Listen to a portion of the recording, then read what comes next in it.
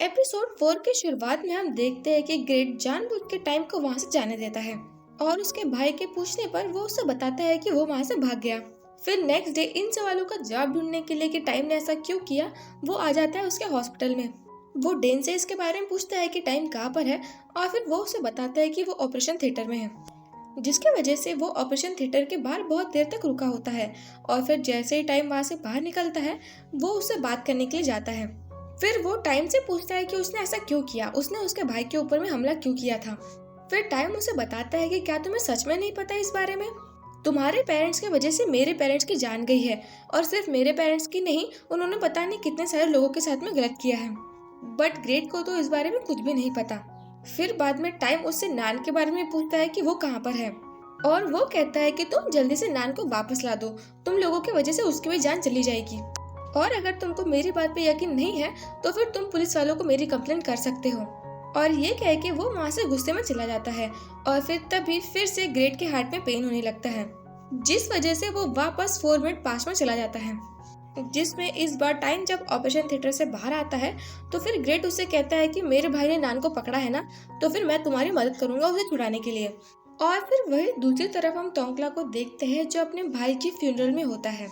सबको अलविदा कहने के बाद में हम देखते हैं कि वहाँ पे वो इंस्पेक्टर भी आता है। तोंकला बहुत ज्यादा अपसेट होता है और वो उसे बताता है कि अब उसकी लाइफ में कोई भी नहीं बचा, ना उसके पेरेंट्स हैं और एक भाई बचा था वो भी नहीं रहा, इसलिए अब वो एकदम अकेला पड़ चुका है। बट इंस्पेक्टर विन उसे तसल्ली देते हुए कहता है कि मैं तुम्हारे साथ हूँ। और तभी हम देखते हैं कि कुछ लोग इन दोनों पे नजर रखे हुए होते हैं। विन उन लोगों को अपनी गन शो करता है, जिसकी वजह से वो तुरंत ही भाग जाते हैं। टोंकला के इस बारे में पूछने पर विन उसे बताता है कि पिछले कुछ दिनों से कुछ लोग उसे फॉलो कर रहे हैं, और हो सकता है कि ऐसा इसलिए हो क्योंकि वो उसके भाई के केस में उसकी मदद कर रहा है। बट टोंकला उससे कहता है कि तुम्हारे सीनियर ने तो वो केस तुमसे वापस ले लिया ना। बट विन उसे बताता है कि वो केस वापस लेने के बावजूद भी वो उस केस पर काम कर रहा है ताकि वो उसके भाई के कातिलों को ढूंढ सके। और हो सकता है कि वो लोग उसे भी नुकसान पहुंचाने का ट्राई करे, इसलिए वो चाहता है कि वो टोंकला को प्रोटेक्ट करने के लिए उसके साथ में रहे। और फिर हम नेक्स्ट सीन में देखते हैं कि विन टोंकला के घर पे उसके साथ रहने के लिए आ जाता है। फिर हम देखते हैं कि विन ऊपर कमरे में जा ही रहा होता है कि तभी टोंकला उसे रोक लेता है और वो उसे सिड्यूस करने की कोशिश करता है ताकि वो दोनों इंटीमेट हो सके। बट तभी टोंकला को बाहर से कार की आवाज आती है और वो समझ जाता है कि कौन यहाँ पर आया है। इसकी वजह से वो इंस्पेक्टर विन को जल्दी से छुपने के लिए कहता है। टोंकला जब बाहर कौन को लेने के लिए जाता है, तब बाहर से इंस्पेक्टर देख लेता है कि कौन आया है। कौन टोंकला से सॉरी कहता है कि वो इतने दिनों तक टोंकला से बात नहीं कर पाया, क्योंकि उसकी लाइफ में और भी बहुत सारी चीजें चल रही थी जिसकी वजह से वो कॉल नहीं कर पाया। बट टोंकला उससे कहता है कि क्या तुम इतना ज्यादा बिजी थे कि तुम मुझसे एक सेकंड के लिए भी बात नहीं कर पाए। लेकिन फिर कौन टोंकला का गुस्सा दूर करने के लिए डायरेक्ट उसे किस करने लगता है, जिसे रोकने की कोशिश करते हुए टोंकला उससे कहता है कि तुम्हें पता भी है कि इस बीच में क्या हुआ। मेरे भाई का मर्डर हो चुका है और मैं कल ही उसे दफना के आया हूँ। ये बात सुन के कौन को बहुत बुरा लगता है और वो टोंकला से पूछता है कि ये सब किसने किया। और वो ये भी कहता है कि अगर तुम कहो तो मैं अपने आदमियों से कहकर उसके कातिलों के बारे में पता लगा सकता हूँ। लेकिन टोंकला बहुत गुस्से में है, इसलिए वो उसे बस वहाँ से जाने के लिए कहता है। कौन को इस बात का यकीन नहीं होता कि टोंकला उसे वहाँ से जाने के लिए कहता है, बट फिर भी टोंकला के चिल्लाने पर उसे वहाँ से जाना पड़ता है। कौन के वहाँ से जाने के बाद में हम देखते हैं कि इंस्पेक्टर विन ने ये सारी बातें सुन ली है और उसे ये सारी चीजें सुन के बहुत बुरा लगता है। और वो टोंकला से पूछता है कि तो फिर मेरा क्या। लेकिन टोंकला बस उससे इतना ही कहता है कि सब ठीक हो जाएगा, और फिर वो उसके साथ में इंटीमेट होने लगता है। और फिर ये सब खत्म होने के बाद में हम देखते हैं कि रात में टोंकला बिल्ली की एक चेन को देखकर कुछ याद कर रहा होता है, जिसमें हम पास्ट का सीन देखते हैं जहाँ पे टोंकला ने अपनी बिल्ली को अभी अभी दफनाया है। और तभी वहाँ पर कौन आता है और वो उससे पूछता है कि वो यहाँ पर क्या कर रहा है। फिर उसके पूछने पर टोंकला उसे बताता है कि वो अपनी बिल्ली को यहाँ पर दफना रहा है, क्योंकि वो अपने घर के पास में नहीं दफनाना चाहता है। और फिर तभी कौन टोंकला से कहता है कि जो बिल्ली का कॉलर है वो तुम अपने पास में रखो, उस बिल्ली की याद के तौर पर। फिर कौन उसके गले से जूनियर का बोर्ड निकालता है और अपने सीनियर की रिबन उसे पहना देता है, ताकि कोई भी सीनियर उसे परेशान ना कर पाए। तो शायद से इसी तरीके से होती है इन दोनों की फर्स्ट मुलाकात इनके कॉलेज में। और फिर हम देखते हैं कि टोंकला उनके फर्स्ट इंटीमेट सीन के बारे में भी याद कर रहा होता है, जिसमें टोंकला का फर्स्ट टाइम होता है, इसलिए उसे कुछ भी नहीं पता होता है कि उसे क्या करना है। फिर कौन उसे एडवाइस करता है कि वो उसे टच करने का ट्राई करे। और कौन उसे फर्स्ट टाइम किस करना भी सिखाता है। फिर इन सब के बाद में कौन तोंकला से पूछता है कि क्या उसकी परफॉर्मेंस बेटर थी, और तोंकला भी शर्माते हुए हाँ कहता है। कौन ने तोंकला को न्यू हाउस लेकर दिया है, इसलिए वो तोंकला से पूछता है कि क्या उसने अपना सारा सामान यहाँ पर ला लिया है। फिर तोंकला उसे बताता है कि उसका कुछ सामान उसके पुराने घर में रह चुका है, जैसे कि उसके कपड़े। बट उसके पापा आजकल बहुत ज्यादा ड्रंक होते हैं, इसलिए वो अपने घर पे जाने को नहीं देख रहा है। बट फिर कौन उससे कहता है कि तो फिर तुम एक काम करो, मैं तुम्हें न्यू कपड़े लेकर देता हूँ। बट तोंकला उसे मना करता है और कहता है कि तुमने ऑलरेडी मेरे लिए बहुत कुछ किया है, इसलिए अभी और कुछ करने की जरूरत नहीं है। फिर इसके बाद में कौन तोंकला से ये भी प्रॉमिस करता है कि जब उसकी ग्रेजुएशन कंप्लीट हो जाएगी और वो अपने पापा का बिजनेस टेक ओवर करेगा, तब वो अपनी फैमिली से उसको इंट्रोड्यूस करवाएगा और वो दोनों शादी करेंगे। ये बात सुन के तोंकला को बहुत ज्यादा अच्छा लगता है और वो कौन से कहता है कि मैं दुनिया में सबसे ज्यादा बस तुमसे ही प्यार करता हूँ। लेकिन अफसोस प्रेजेंट टाइम में उनके मिसकम्युनिकेशन की वजह से वो एक दूसरे से बात नहीं कर रहे हैं।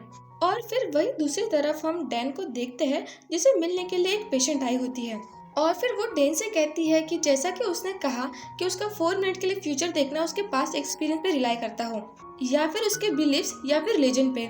लेकिन ये चीज अभी तक कंफर्म नहीं हुई कि उसके पीछे का राज क्या है। और अभी रिसेंटली उसे एक और सपना आया था, जिसमें वो अपने आप को किसी रूम में देखती है, और सिर्फ अपने आप को ही नहीं बल्कि उस रूम में कोई और इंसान भी होता है। और ये सपना बिल्कुल सिमिलर होता है ग्रेट के सपने जैसा। तभी डैन उसे बताता है कि जैसी बीमारी उसे है वैसी सेम बीमारी किसी और को भी है, इसलिए जब वो दोनों मिलेंगे तो हो सकता है कि उन्हें और भी सवालों के जवाब मिल जाए। और वो ग्रेट के साथ में मीटिंग फिक्स करने के लिए कहता है। और फिर वही दूसरी तरफ हम नान को देखते हैं, जिसे सामान पूछ रहा होता है कि तुमने वो इन्फॉर्मेशन किस किस को भेजी है। बट नान होती है कि इस बात का जवाब देने के लिए रेडी नहीं होती है। सामान नान को मारने की कोशिश करता है, लेकिन तभी वहाँ पर कौन आता है और कौन भी नान से पूछता है कि वो इन्फॉर्मेशन उसने किसको भेजी है, लेकिन अब भी नान उसे नहीं बताती है। फिर वो उससे कहता है कि अगर तुम मुझे बता दोगी तो फिर मैं तुम्हें यहाँ से जाने दूंगा और साथ ही साथ बहुत सारे पैसे भी दूंगा, इसलिए तुम मुझे बता दो कि तुमने वो इन्फॉर्मेशन किसे भेजी है। बट नान इस बारे में कुछ भी नहीं कहती और चुप ही रहती है। इसलिए फिर वो सामान से कहता है कि अगर ये लड़की कुछ कहती है तो फिर मुझे जल्दी से बता देना और इसका अच्छे से ध्यान रखना। उस टाइम के लिए तो सामान हाँ कह देता है कि वो अच्छे से ध्यान रखेगा, लेकिन कौन के वहां से जाने के तुरंत बाद ही वो उसे बहुत जोर से लात मारता है। फिर हम नेक्स्ट सीन में देखते हैं कि कौन अकेले में बैठकर ड्रिंक कर रहा होता है और साथ ही साथ वो तोंकला के बारे में भी सोच रहा होता है।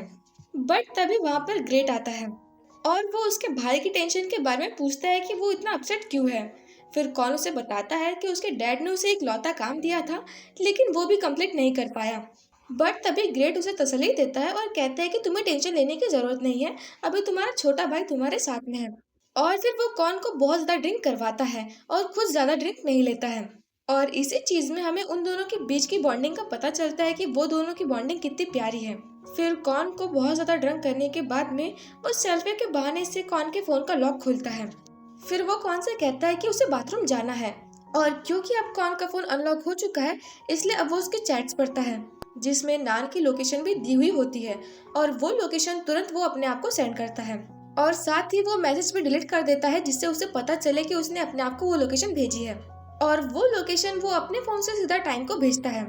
उस चीज को देखने के बाद में टाइम ग्रेट को कॉल करने की कोशिश करता है, लेकिन ग्रेट कॉल पिकअप नहीं करता है। फिर हम डायरेक्ट देखते हैं कि ग्रेट उस लोकेशन पे पहुंच चुका है नान को बचाने के लिए, और फिर उसे नान के चिल्लाने की आवाज आती है और फिर वो छुपते छुपाते कैसे भी उस आवाज का पीछा करते हुए वहाँ पर पहुंच जाता है। बट तभी वो देख पाता है कि सामान और नान के बीच में किसी बात के लिए बहस हो रही है, जिसमें नान उससे कह रही होती है कि तुम भले ही मुझे मार दो लेकिन मैं तुम्हें कुछ भी नहीं बताऊंगी, जिसके चलते सामान उसे सच में गोली मार देता है। और ये देखकर ग्रेट बहुत ज्यादा डर जाता है और वो तुरंत वहाँ से भागने लगता है। बट तभी उससे हार्ट में पेन होने लगता है और वो फिर से पहुंच जाता है 4 मिनट पास्ट में। लेकिन इस बार वो आदमी इससे पहले कि नान को मारे वो तुरंत ही नान को बचाने के लिए जाता है और सामान ग्रेट को वहाँ पर देखकर हैरान हो जाता है, लेकिन वो ग्रेट को उस लड़की को वहाँ से बाहर ले जाने से रोकता है। बट ग्रेट उसे बताता है कि उसे कौन ने ऑर्डर दिया है कि वो उसे यहाँ से लेके जाए। सामान कौन को कॉल करने की कोशिश करता है इस बात की कंफर्मेशन के लिए कि क्या सच में कौन ने ग्रेट से कहा है उस लड़की को ले जाने के लिए। बट कौन बहुत ज्यादा ड्रंक है, इस वजह से वो फोन रिसीव नहीं कर पाता है। ग्रेट नान को वहां से ले जाने की कोशिश करता है, लेकिन तभी वहां पे सामान और उसके गुंडे आ जाते हैं। सामान ग्रेट से कहता है कि तुम नान को अपने साथ नहीं ले जा सकते हो, तुम चुपचाप से जाकर अंदर बैठो और कोई कार तुम्हें लेने के लिए आएगी, उसके बाद तुम घर चले जाना। बट ग्रेट उससे कहता है कि नहीं, मैं नान को अकेला नहीं छोड़ूंगा, क्योंकि तुम उसे मार दोगे। ग्रेट सामान की एक भी बात समझने के लिए तैयार नहीं होता है, इसलिए फिर मजबूरन उसे ग्रेट को पकड़ना पड़ता है। बट तभी वहाँ पे उन दोनों को बचाने के लिए आ जाता है हमारा टाइम। फिर वो दोनों मिलकर वहाँ पे लड़ाई करने लगते हैं। टाइम के हाथ में गन होती है और वो नान को छुड़ाने के लिए कहता है। मजबूरन उन्हें नान को छोड़ना भी पड़ता है। बट तभी सामान टाइम से कहता है कि अच्छा, तो फिर वो तुम थे जिसको नान ने इन्फॉर्मेशन भेजी थी। अब जबकि मैंने तुम्हारा चेहरा देख लिया है, तो फिर मुझे तुम्हें ढूंढने के लिए ज्यादा दिक्कत नहीं होगी। और फिर वो उन लोगों को वहाँ से जाने देता है। फिर हम देखते हैं कि उन लोगों ने नान को हॉस्पिटल में छोड़ दिया है और वो लोग कहीं जा रहे हैं। लेकिन तभी ग्रेट अपनी कार रोकता है और वो बहुत ज्यादा एक्साइटेड होता है कि उसने कुछ एडवेंचरस किया है। तभी टाइम भी उसे थैंक यू कहता है कि उसने नान को बचाने में उसकी मदद की। बट फिर ग्रेट उसे बताता है कि अगर वो नान को नहीं बचाता तो फिर वो आदमी उसे मार देता, क्योंकि उसने इस चीज का फ्यूचर देखा था। ये बात सुन के टाइम उससे कहता है कि मुझे नहीं लगता कि तुम्हारी इस बीमारी का हमें इलाज करना चाहिए, क्योंकि ये तो तुम्हारे लिए एकदम सुपर पावर जैसी है। लेकिन ऑफ कोर्स वो लोग सामान से भाग रहे हैं, इसलिए वो लोग वहाँ ज्यादा देर रुकते नहीं हैं और वो कहीं और चले जाते हैं। और अब वो दोनों किसी होटल रूम में हैं और फिर टाइम उससे पूछता है कि क्या तुम्हें सच में लगता है कि वो लोग हमें ढूंढ नहीं पाएंगे। फिर ग्रेट उससे कहता है कि हाँ, क्योंकि मुझे खुद को नहीं पता है कि अपन लोग अभी कहाँ पर है। और उसने आज ज्यादा ही एडवेंचरस वाला काम कर लिया है, इसलिए अभी भी उसके दिल की धड़कन रुक नहीं रही है। और ग्रेट को इतना ज्यादा खुश देखकर टाइम को बहुत अच्छा लगता है और फिर वो प्यार से उसके फोरहेड पे किस करता है। और फिर ऐसे ही उन दोनों के बीच में मोमेंट क्रिएट हो जाता है और फिर वो दोनों एक दूसरे को किस करने लगते हैं।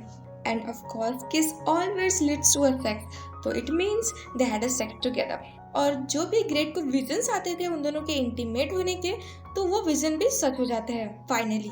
मैंने कभी अपनी लाइफ में इमेजिन तक नहीं की थी कि मैं बाइबल को एज अ बॉटम देखूंगी। वैसे इन दोनों की केमिस्ट्री तो बहुत अच्छी थी। बाइबल एज अ बॉटम इतनी बुरी चॉइस भी नहीं थी। बाइबल थोड़ा सा क्यूट तो है ही। और फिर हम देखते हैं कि टॉम हॉस्पिटल से डिस्चार्ज हो जाता है और वो सीधा आ रहा होता है घर पे।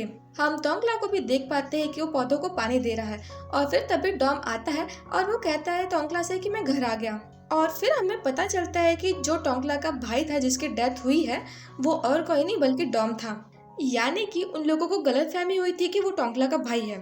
और बेचारे डॉम की डेथ की गलतफहमी की वजह से टोंकला की लाइफ में पता नहीं क्या कुछ हो चुका है। और ये गलतफहमी इसलिए हुई थी क्योंकि उसी दिन टाइटल ने डॉम के सर पर पत्थर मारा था।